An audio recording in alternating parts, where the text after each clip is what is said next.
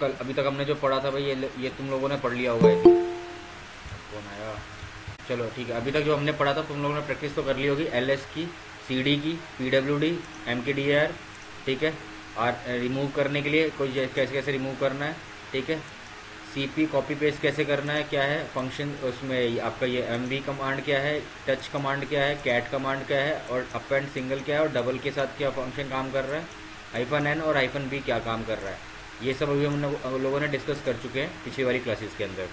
अब जो हम डिस्कस करने वाले हैं टेल हाइफन एफ, हेड और लिंक करने के लिए, ये कुछ बेसिक कमांड्स हैं जो हम लोग डिस्कस कर रहे हैं। अब टेल क्या है ये देखते हैं एक बार। पहले मैं पुरानी डायरेक्टरी देख लूँ पढ़ी है कि नहीं पढ़ी है। इसमें डेटा बना लेते हैं, कैट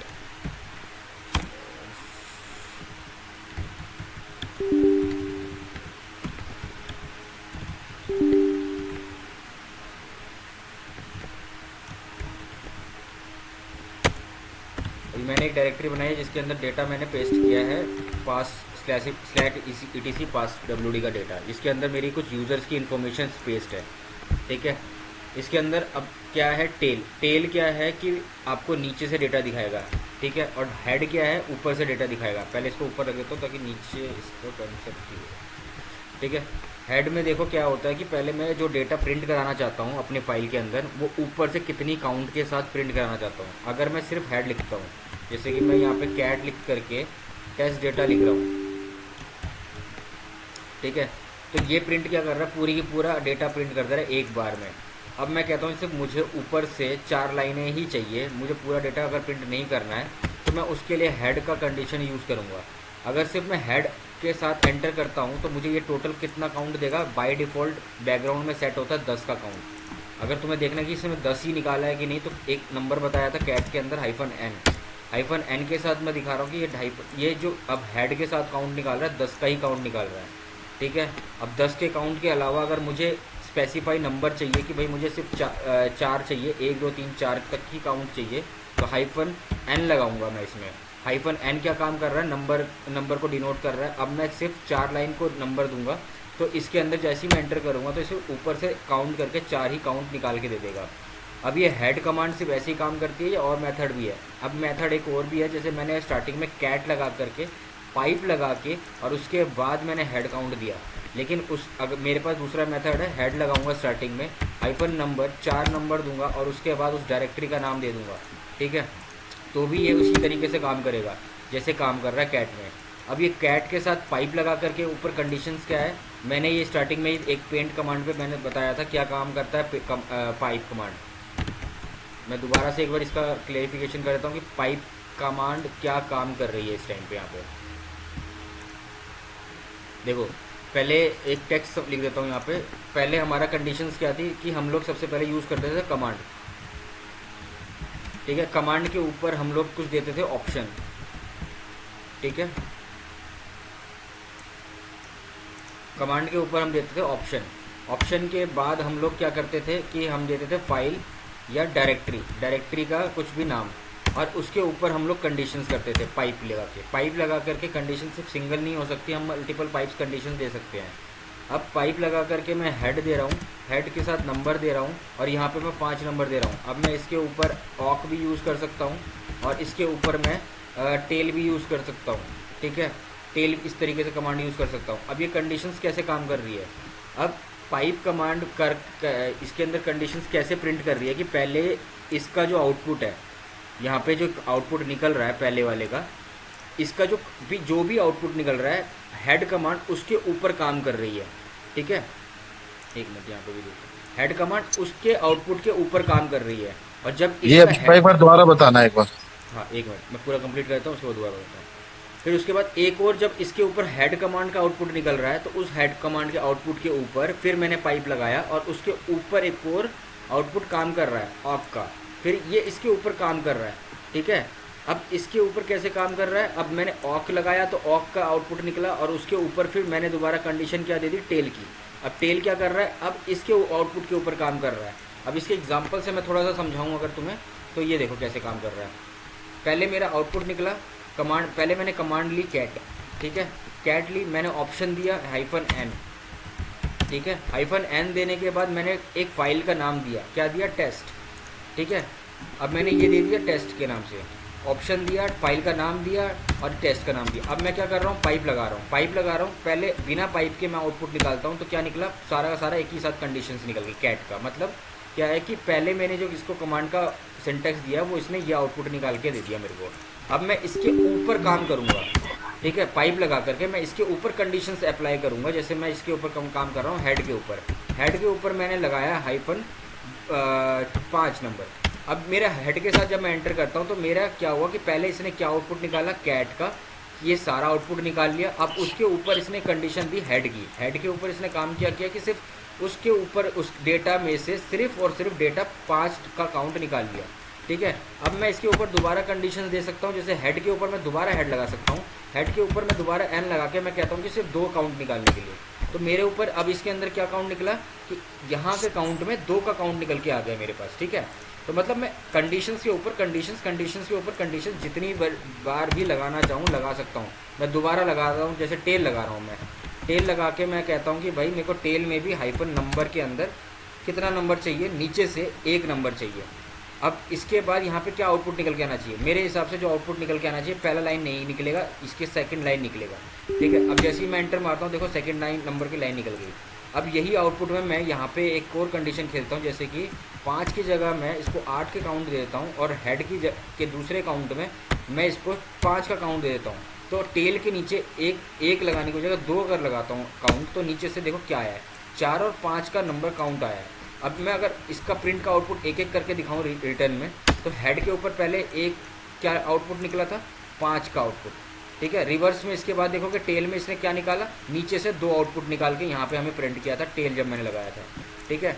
अब इसके बाद मैं दूसरा एक और कंडीशन हटाता हूँ इस पाइप का और एंटर मारता हूँ, तो अब देखोगे कि क्या कंडीशंस निकल के आई है, इसने 8 का काउंट निकाला। मतलब काम कैसे कर रहा है कि पहले ये क्या कर रहा है कि पहले एक कमांड का आउटपुट निकाल रहा है ये वाला, फिर उसके ऊपर जो भी आउटपुट निकला है उसके ऊपर ये दूसरी कंडीशंस अप्लाई कर रहा है, इसके ऊपर दूसरी कंडीशन ये हेड की अप्लाई कर रहा है।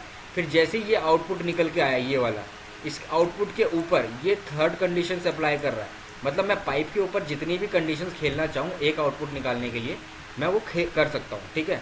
हेड के ऊपर यही काउंट है कि आप हेड का ऊपर से निकालते हो, मतलब हेड जब लगाओगे तो ऊपर से काउंट करेगा, जब टेल लगाओगे तो नीचे से काउंट करेगा। अब अभी तक मैंने हेड लगा के 8 दिया था, अब मैं टेल लगा के देता हूँ नंबर में कि भाई 5 नंबर का काउंट निकाले। तो अब देखो ये नीचे से 21 नंबर से काउंट स्टार्ट कर रहा है और 17 नंबर का काउंट दे रहा है। मतलब इसका आउटपुट जो हमने ऊपर से निकाला था ये अब नीचे से ले रहा है, ठीक है, टेल में। अब ये समझ लिया क्या है कि हाइफन हेड में लगा कर किस तरीके से कंडीशंस काम कर रही है और टेल में किस तरीके से काम कर रही है। टेल हाइफन एफ क्या काम कर रहा है, ये क्या कर रहा है, एक मिनट मैन देखो एक बार मैन पेज। अब ये लूप का काम करता है, मैन में टेल देखोगे एक बार कहाँ गया, एफ क्या है, फॉलो, ठीक है। अब ये एक लूप की तरह काम करता है, मतलब फॉलो करता रहेगा एक ही कमांड को। जैसे कि मैं लॉग दिखाता हूँ, कैट स्लैश ET, एक मिनट कैट ETC की जगह पे एक मिनट को एक दो सेशन ले लेता हूँ मैं इसका।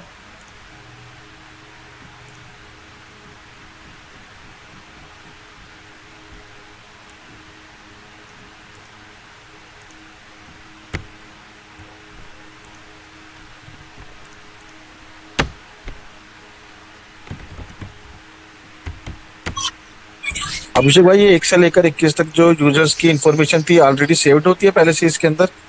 ये बाय डिफ़ॉल्ट इन्फॉर्मेशन थी और ये मैंने एक टेक्स्ट निकाल लिया है यहाँ पे इसकी जगह पे, ठीक है। ये अपेंड लगा करके मैंने एक डेटा निकाल लिया है, ठीक है, कैट की कमांड के थ्रू, ठीक है। ये यहाँ पे डेटा पड़ा रहता है, जो यूज़र क्रिएट होते जाते हैं ना वो इस डेटा के अंदर प्रिंट होते चले जाते हैं ऑटोमेटिकली। ओके। हाँ, ये जब फाइल सिस्टम का स्ट्रक्चर पढ़ेंगे ना तब इसके अंदर ये इसको समझेंगे कि फाइल सिस्टम के अंदर मतलब ये काम क्या करता है। अभी लूप वो टेल का है फिर न दिखा रहा ना, तो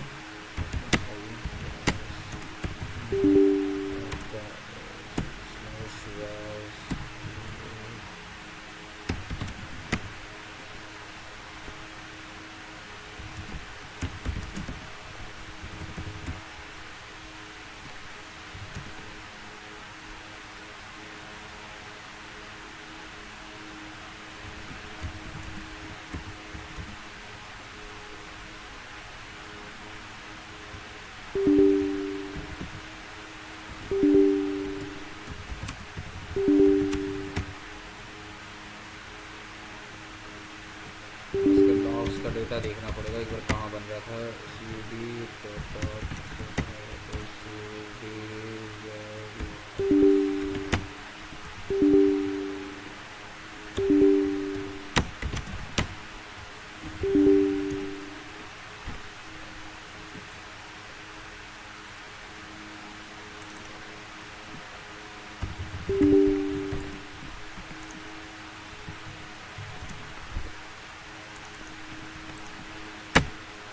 हाँ, अभी मेरा लॉग्स बन रहा है। अभी देखो मैंने इसके अंदर जो जो सेशंस लिए हैं, जो जो काम किया है वो यहाँ पे दिखा रहा है, लेकिन मैंने जब कैट करके दिखाया देखो इतना सारा डेटा एक बार में प्रिंट हो गया इसके अंदर।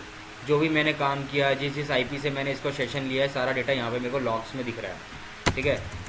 अब लेकिन ये दिख रहा है। अब मैं क्या कहता हूँ कि मुझे ये डेटा जो दिख रहा है ना, मुझे ये कंडीशंस में कुछ भी काम करूँगा तो यहाँ पे शो होते रहना चाहिए। अब मैं दिखाता हूँ यहाँ पे कि टेल लगाता हूँ, टेल हाइफन एफ और स्लैश वेर किस, यहाँ पे यहीं पे है सिक्योर,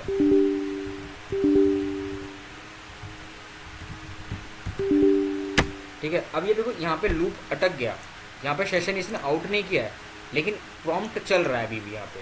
अब मैं यहाँ पे एक कमांड फायर करता हूँ जैसे यूज़र ऐड करके, ठीक है। यूज़र ऐड अभी के नाम से मैंने एक यूज़र ऐड किया। जैसे ही मैंने ऐड किया तो यहाँ पे देखो एक अभी की कंडीशंस क्रिएट हो गई ऑटोमेटिकली अभी, लेकिन ये प्रॉम्प्ट छोड़ा नहीं है। अभी मैं यहाँ से एक और इसको दिखाऊँ लाइव के साथ, एक मिनट।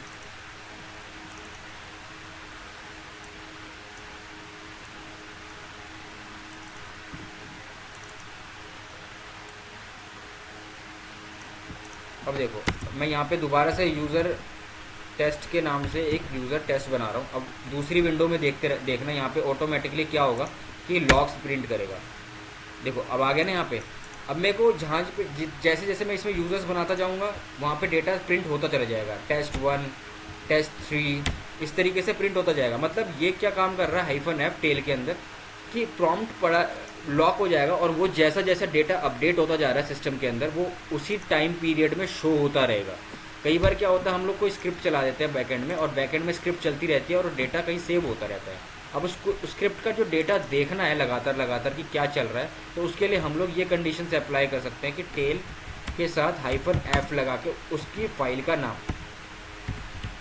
नाम, ठीक है, कोई भी फाइल का नाम दे देंगे, उसके साथ ये लॉक कर देगा और अपने आप ही उसके अंदर फॉलो करता रहेगा उसी के हर एक प्रोसेस को, हर एक कंडीशंस के अंदर जो भी चेंजेस होंगे वो उसी टाइम पे स्क्रीन पे प्रिंट होते चले जाएंगे, ठीक है। ये है टेल। अब आ जाते हैं लिंक पे। एलएन क्या होता है, लिंक कमांड होती है हमारे इसमें शॉर्टकट लिंक होते हैं। इसको बाहर आते हैं, शॉर्टकट लिंक्स होते हैं। जैसे कि हमारे पास एक डायरेक्टरी कहीं पे बनी हुई है।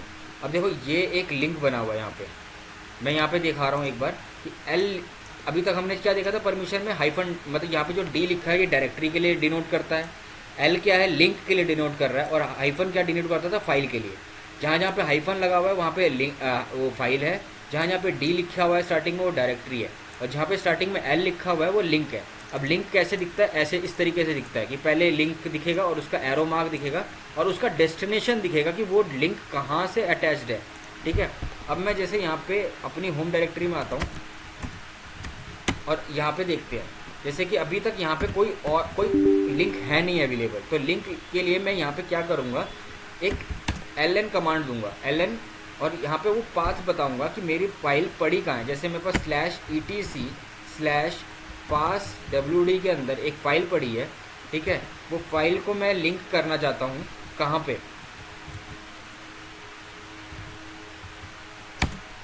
अपनी ही प्रेजेंट डायरेक्टरी में। डायरेक्टरी हम कहीं पे भी यूज़ कर सकते हैं, ठीक है। लाइनक्स के अंदर ये कंडीशन नहीं है कि बार बार हमें एक पाथ पे जाना पड़ेगा। हम किसी पाथ पे बैठ के कहीं से भी कोई भी कमांड रन कर सकते हैं, किसी भी पाथ पे हम डायरेक्टली फाइल को एग्जीक्यूट कर सकते हैं। जैसे मैं अभी होम डायरेक्टरी में बैठा हूँ तो यहाँ पे मैं एक लिंक क्रिएट कर रहा हूँ टेस्ट लिंक के नाम से। अब मैं जैसे एंटर करता हूँ अभी आप देखोगे कि यहाँ पे टेस्ट लिंक बना है, लेकिन ये डेटा क्या दिखा रहा है।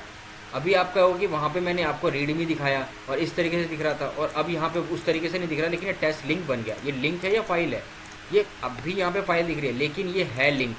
कैसे पता चलेगा। अब मैं इसको कैट करता हूँ तो मैंने अभी तक इसके अंदर डेटा सेव किया नहीं था कोई सा भी, लेकिन अब क्या देख रहे हो कि अब इसके अंदर एक डेटा पड़ा हुआ है। किसका डेटा पड़ा हुआ है? ये पड़ा हुआ है एक तुम्हारे /etc पास WD के। अब इसके अंदर एक चीज़ कंडीशन में बताता हूँ एक बार क्या होता है। लिंक के दो तरीके के होते हैं, एक होता है हार्ड लिंक, एक होता है सॉफ्ट लिंक। एक होता है आपका हार्ड लिंक, ठीक है, और एक होता है आपका सॉफ्ट लिंक। अब ये काम कैसे करता है? हार्ड लिंक क्या होता है कि एक जगह पे तुम्हारा कोई फाइल सोर्स पड़ा हुआ है, उस सोर्स फाइल से एक लिंक जनरेट करता है दूसरी साइड पे, ठीक है, और इसके पास क्या डेटा आता है? पहले प्राइमरी डेटा आता है, मतलब यहाँ पे जो डेटा यहाँ लिखा होता है वही सेम डेटा प्रिंट करेगा यहाँ पे, ठीक है। हार्ड लिंक के अंदर प्रोसेस क्या काम करता है? अब इसके अंदर एक होता है आईनोड नंबर, ठीक है, आईनोड नंबर होता है। आईनोड नंबर क्या होता है? हर किसी एक फाइल और डायरेक्टरी का रोल नंबर होता है एक तरह से। Roll number in the sense कि हर एक किसी को अपना एक आइडेंटिटी मिलती है कि वो किस मशीन में किस नंबर पे काम कर रहा है। अभी वो चेक करने के लिए ls-ln command ls-li command use करोगे तो हर किसी एक के आगे तुम्हें कुछ एक नंबर्स दिखने लग जाएंगे ऑटोमेटिकली। ये जो भी नंबर्स दिख रहे हैं ये एक आईनोड नंबर कहलाते हैं। अब आईनोड नंबर क्या होता है? एक स्पेसिफाइड नंबर जो हर एक डायरेक्टरी, हर एक फाइल को अपना एक स्पेसिफाइड नंबर मिलता है, वो उसी नंबर पे काम करता है, ठीक है। अब इसको चेंज नहीं किया जा सकता, ये डायरेक्टरी डिलीट होगी तो ये हट जाएगा, और ये बाद में जब ये खाली हो गया तो ये नंबर किसी और फाइल के ऊपर असाइन हो जाएगा। अब वो उसके साथ मतलब आप पूरी मशीन में उसको कहीं से भी ढूंढना है तो इस नंबर के थ्रू मैं कहीं से भी उस डेटा को ढूंढ भी सकता हूँ। आईनोड नंबर वो एक पूरी मशीन में सिर्फ एक ही को एक बार में मिलता है, ठीक है, ये याद रखना। अब आईनोड नंबर इनका क्या होता है? अलग अलग होता है, डिफरेंट होता है। अब यहीं पे डेटा, लेकिन डेटा जो आपका प्रिंट हो रहा होता है वो सेम प्रिंट जाता है, डेटा 1 से होते हुए डेटा 2 में जाता है, ठीक है। अब यहाँ से डेटा हार्ड लिंक का सिस्टम इस तरीके से प्रोसेस करता है, और इसी के डिफरेंट स्ट्रक्चर में सॉफ्ट लिंक काम करता है। सॉफ्ट लिंक कैसे काम करता है? आपका जो सोर्स है डेटा वहाँ पड़ा होता है,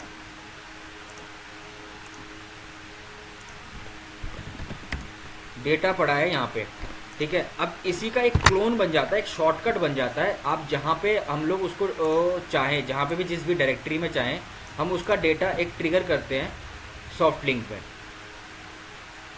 मिनट मैं एरो बना देता हूँ सॉफ्ट लिंक में। लेकिन इसमें होता क्या है? अब इसके अंदर मेन डेटा यहाँ पे होता ही नहीं है। पहली बात याद रखना कि जो डेटा है वो मेन डेटा यहाँ पे ही मिलेगा, ठीक है। यहाँ पे जो डेटा है वो वहाँ का डेटा है ही नहीं। अगर मैं इसको डिलीट कर देता हूँ, इस फाइल में इसको कभी भी डिलीट कर देता हूँ, तो ये डेटा हमेशा सिक्योर रहेगा इस सोर्स पे, ठीक है। लेकिन हार्ड लिंक में क्या होता है कि डेटा यहाँ पे भी पड़ा रहता है और डेटा सेम क्लोन हो जाता है यहाँ पे भी।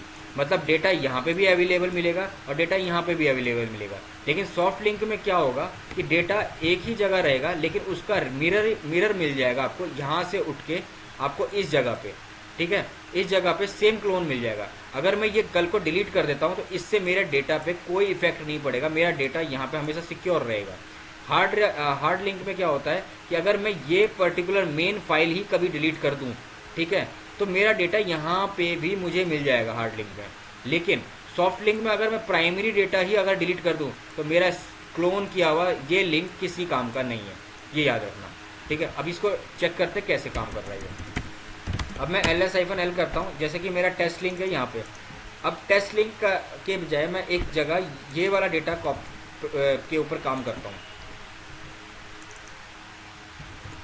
अभी इसके अंदर भी डेटा दिखा देता हूँ क्या पड़ा हुआ है। ये देखो, अभी मैंने टेस्ट डेटा चेक किया है और मैं ये टेस्ट लिंक रिमूव कर देता हूँ एक बार के लिए।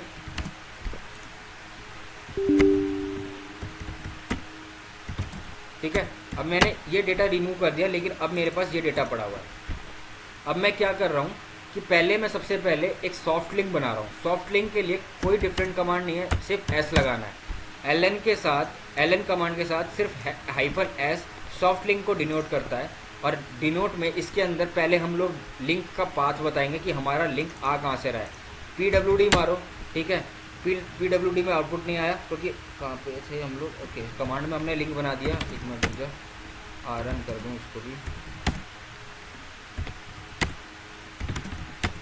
अब PWD मार रहा हूँ मैं सिर्फ कमांड, अब मेरे पास सिर्फ स्लैश रूट पड़ा हुआ है। अब मैं इसको इस तरीके से डेस्टिनेशन दे सकता हूँ, जैसे कि अब मैं ln-s दे रहा हूँ सॉफ्ट लिंक के अंदर मैं इसका पाथ बता रहा हूँ कि स्लैश रूट से स्लैश डायरेक्टरी, ये मतलब मेरी फाइल ये पड़ी है। और सॉफ्ट लिंक एक बात और याद रखना कि फाइल पे बनता है, सॉफ्ट लिंक आपका फाइल और फाइल पे एक मिनट चेक कर लेते हैं इसको। फाइल और डायरेक्टरी की कॉन्सेप्ट भी इसके अंदर फॉलो होता है, एक बार ये भी देख लेता हूँ। सॉफ्ट लिंक मैं अभी फाइल पे बना रहा हूँ, फाइल के अंदर डेटा जो है वो यहाँ पे प्रेजेंट करेगा। अब किस नाम से करेगा, न्यू डेटा के नाम से। मैं मान लो न्यू डेटा के नाम से मैं यहाँ पे एक लिंक बना रहा हूँ, एंटर करता हूँ। अब मेरे पास यहाँ पे किस नाम से आ गया, अब न्यू डेटा आ गया, ठीक है। अब इसके अंदर एक चीज़ देखो कि यहाँ पे डेटा कहाँ से आ रहा है, स्लैश टेस्ट डेटा से आ रहा है। लेकिन अब मेरे पास ये शॉर्टकट बना हुआ है। अब मैं कैट करता हूँ अगर न्यू डेटा को, तो मेरे पास डेटा जो स्लैश टेस्ट में दिखता है वही डेटा मुझे यहाँ पे भी प्रेजेंटेड दिख रहा है। अब अगर मैं ls करके मैं तुम्हें एक बार ये भी दिखाऊं कि rm मार रहा हूँ मैं रिमूव फोर्सफुली ये मेन डेटा को जो यहाँ से आ रहा है, अब मैं वो डेटा रिमूव करना चाह रहा हूँ। अब मैंने यही डेटा अगर रिमूव कर दिया, तब मैं क्या देखता हूँ कि अब रेड कलर में हो गया। अब ये कहता है कि भाई आपका जो डेस्टिनेशन है, आपका जो मेन जो फाइल सोर्स है, वहाँ से इस डेस्टिनेशन पे मुझे कोई डेटा अब नहीं मिल रहा। अब ये लिंक हमारा क्रैश हो गया है, लिंक हमारा ये। अब मैं इसके ऊपर कैट करता हूँ अगर इसके ऊपर दोबारा से, तो ये क्या कह रहा है, new data no such file and directory, ठीक है। अब ये ना ही कोई फाइल है और ना ही कोई डायरेक्टरी है इस टाइम पे, तो फिर इस तरीके से एरर जनरेट कर रहा है। अब करते हैं हार्ड लिंक पे। अब मैं एक बार ये डेटा जो मैंने डिलीट किया था, मैं सेम एज़ यूजुअल दोबारा से क्रिएट कर रहा हूँ /etc/password से।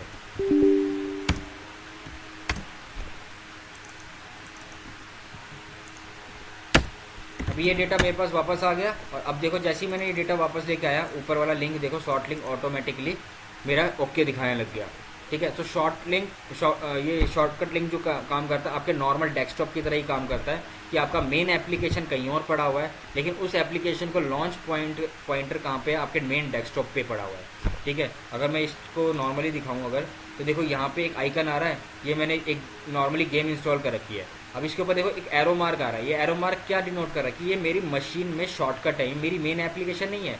जब मैं इसे ट्रिगर करूँगा तो इसका सोर्स ऑफ फाइल कहीं और है और वहाँ से इसका सेटअप लॉन्च हो रहा है, तब मेरी ये चीज़ गेम एक्टिव होगी और मेरा ये लॉन्च होगा। यही सेम VMware में है। अब VMware में भी देखो एरो मार्क आ रहा है। अब इसके अंदर इसका मेन फाइल सोर्स जो है वो कहीं और पड़ा हुआ है, लेकिन मेरा शॉर्टकट यहाँ बना पड़ा हुआ है। अब मैं जैसे इसको लॉन्च करूँगा तो ये यहाँ से लॉन्च नहीं होगा, ये लॉन्च होगा उसके जहाँ पे इसकी डायरेक्टरी पाथ पड़ा हुआ है, जिस C ड्राइव के अंदर मेरा जहाँ पे इसका सॉफ्टवेयर पड़ा हुआ है, वहाँ से ये ट्रिगर करेगा और शो करेगा। एज इट इज़ ये हमारा लिंक भी यहाँ पे यही काम कर रहा है। अब हम करते हैं हार्ड लिंक पे काम। हार्ड लिंक पे देखने के लिए हमने अभी तक जो सॉफ्ट लिंक क्रिएट किया था उसके अंदर हमने -s लगाया था, -s लगाया था, तो ये सॉफ्ट लिंक बन गया। अब सॉफ्ट लिंक हटा करके हम अगर -s हटा देता तो ये ऑटोमेटिकली हार्ड लिंक का काम करना चालू कर देगा, ठीक है। अब मैं क्या कर रहा हूँ कि यही नेम ये टेस्ट डेटा के नाम से, लेकिन न्यू डेटा की जगह न्यू डेटा 1 कर रहा हूँ, ठीक है। न्यू डेटा 1 कर दिया। अब मैं जैसे ls-l करता हूँ तो न्यू डेटा 1 के अंदर कैट करता हूँ तो क्या डेटा दिखा रहा है, वही डेटा दिखा रहा है जो मेरा टेस्ट डेटा के अंदर दिखा रहा है, ठीक है। दोनों में सेम डेटा दिखा रहा है, लेकिन एक कंडीशन से एक बार याद रखना। अब दोनों चीज़ मेरे पास प्रेजेंटेड है, मेरे पास एक हार्ड लिंक है और एक मेरे पास सॉफ्ट लिंक है, और इसका मेन प्राइमरी सोर्स का है कहाँ पे है, ये है। अब मैं ls-li मार रहा हूँ, आई नोड। अब इसके आई नोड चेक करो, इसका नंबर देखो पहले क्या है, 937805, ठीक है। अब इसका नंबर क्या है, अब कौन आया,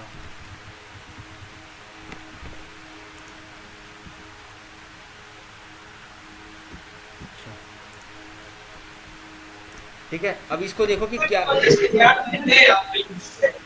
हेलो म्यूट कर लो यार जिसको।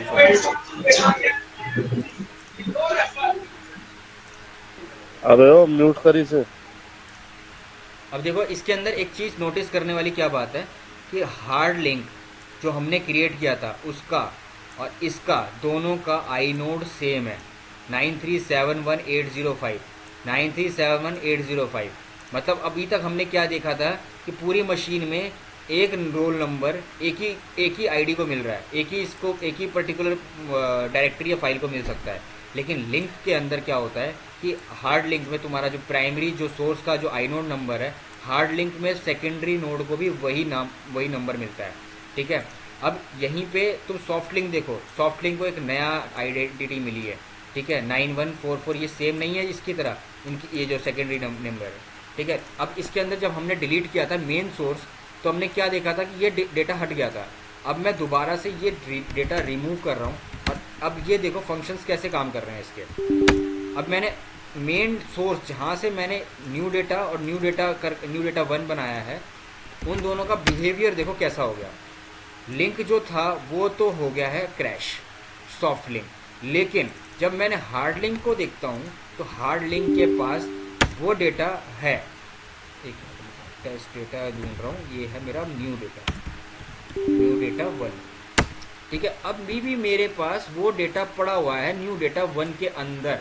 ठीक है, लेकिन अब मैं मेन सोर्स डिलीट कर चुका हूँ फिर भी। तो यही फ़र्क है हार्ड लिंक और सॉफ्ट लिंक के फंक्शंस में, कि सॉफ्ट लिंक तब क्रैश हो जाता है जब उसका जो सोर्स है वो डिलीट कर दिया जाए। और वहीं पे सॉफ्ट लिंक आपका मतलब हार्ड लिंक क्या करता है, अगर आपका मेन डेस्टिनेशन डिलीट हो जाता है तो तब भी आपका जो डेटा है वो आपका सेकेंडरी डेटा के पास अवेलेबल मिलेगा ही मिलेगा। ठीक है, हार्ड लिंक और सॉफ्ट लिंक के अंदर फ़र्क।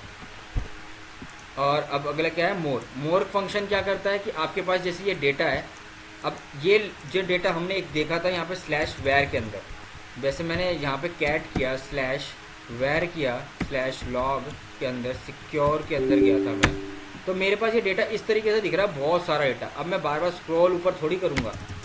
इसके अंदर एक फंक्शन है मोर का, जैसे मैं पाइप मोर लगा देता हूँ तो एंटर करते के साथ ही अब ये मुझे पेजिंग वाइज दिखाएगा। मतलब पहले एक पैनल पे जो मुझे डेटा दिख रहा है वो दिखेगा, अब जैसे जैसे मैं एंटर करता जाता हूँ वो मुझे स्क्रॉल आउट डाउन करता चला जाएगा। लेकिन अभी इसमें आप एक चीज़ और देखो कि अभी तक ये डेटा ऊपर से दिखा रहा है, मोर स्टार्टिंग से दिखा रहा है। एक फंक्शन और है लेस करके फंक्शन और है, जिसके साथ आप डेटा नीचे से देख सकते हो कि इसके अंदर जो डेटा है मोर की जगह लेस कर लो। जैसे ही मैं करूँगा ये लोअर देन कैरेक्टर के साथ दिखाना चालू कर देगा, नीचे से डेटा दिखाना चालू कर देगा रिवर्स में भी। ठीक है, मोर और लेस का मतलब यही है कि भाई आपको पेजिंग वाइज डेटा दिखाएगा, मतलब पूरा का पूरा डेटा प्रिंट नहीं करेगा। स्टेप बाय स्टेप जैसे जैसे आप आगे बढ़ते जाओगे आपका डेटा प्रिंट होता चला जाएगा आपके स्क्रीन के ऊपर। ठीक है, यहाँ तक बेसिक कमांड का फंक्शंस खत्म हो गया। ठीक है, अब हम चलते हैं थोड़ा नेटवर्क के पार्ट पे। अब नेटवर्क के पार्ट पे इसको एक बार